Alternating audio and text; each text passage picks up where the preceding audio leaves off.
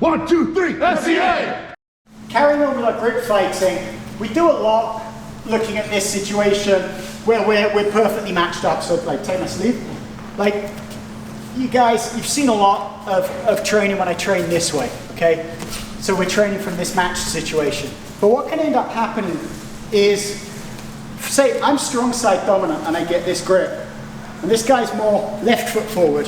We could be in this situation where we're actually both taking our lapel grips on the same side.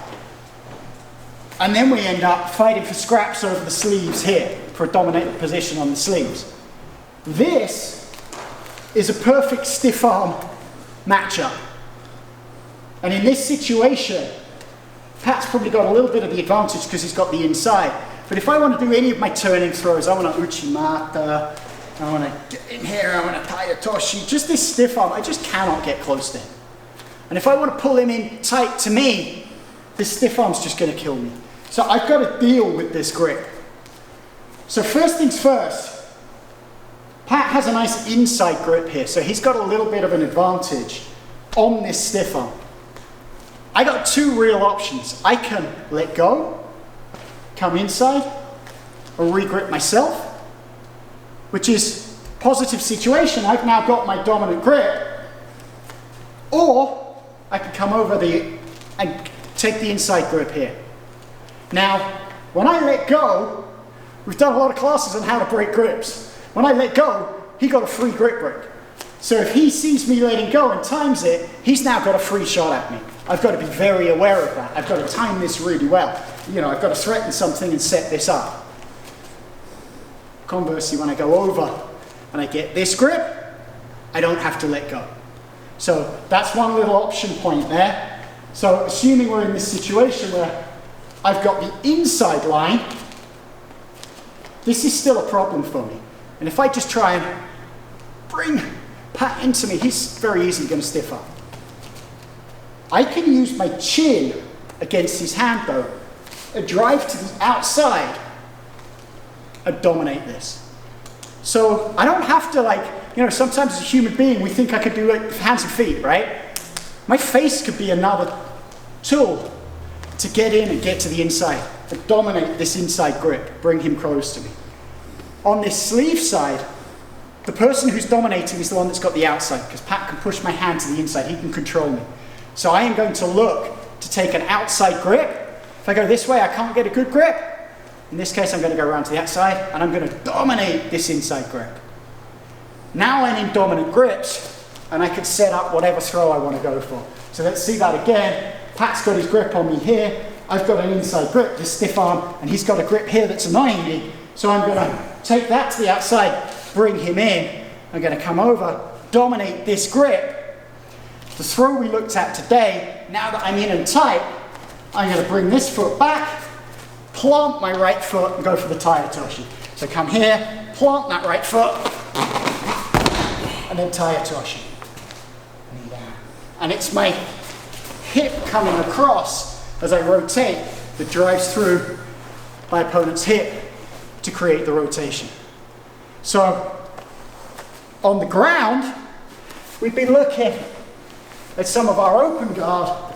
We were looking a little bit at this feet and hip position before. Another position that gets to be really fun. I can come inside the knees. Once I'm inside the knees, I can go to a really powerful position, which is the Xguard. So for this, I'm going to swap my grip, and I'm going to kick a leg straight and go under. I'm looking to get my shoulder all the way underneath, and then this foot comes up. So I've got one foot up in the hip, the other foot behind the knee. And what I'm going to do now is stretch. And as you'll see, his weight has to go to one foot or the other. And in this case, the weight's going to this far foot as I've stretched him out. So this foot just got light. So I can start to sit up. Now I can bring my foot back, go to a technical stand-up. From here, I could drive him to his back, work my pass, or alternatively, sometimes when I get to this position and I stretch him out and he gets heavy on that leg, and I lift him up, Sometimes he stays face down. So in this case, I'm going to bend him down, work up, take his back. Okay? So that's if the weight goes to the far foot. Next scenario, I get to here, and I'm stretching things out, but he gets heavy on this leg. So his weight stays heavy over this leg.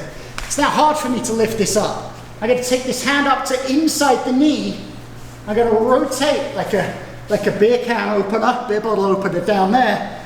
This foot comes down to the ankle here, and I just rotate him backwards. From here, I can control inside the legs, rotate up. So that's my second option when his weight comes over the leg that's over my shoulder. The third thing happens sometimes as I'm working here is Pat is going to go forwards. When he goes forwards, if he bases out with his hands and he's getting heavy forwards there, I can just duck under this leg and come around to the back, grab a belt line and kick through, and I'm coming up nicely for a back take. Fourth option that's going to happen sometimes is I'm in here and I'm working this position, but Pat's really trying to get tight on me. He's still trying to work his guard pass and his controls. This is a big error. I can straighten my legs, just rotate Pat this way and come up into the top position. So really, with my Xguard, the beauty of it is as I stretch my legs out, and the person's legs get further apart, they get more and more unbalanced. And I've really got an option that comes from whichever way they try to regain their balance, I have an option. So I stretch someone out to make them uncomfortable. A door's going to open somewhere. So I stretch them out, see where their weight goes, and then go through the easiest open door. Thanks for helping out. Good training.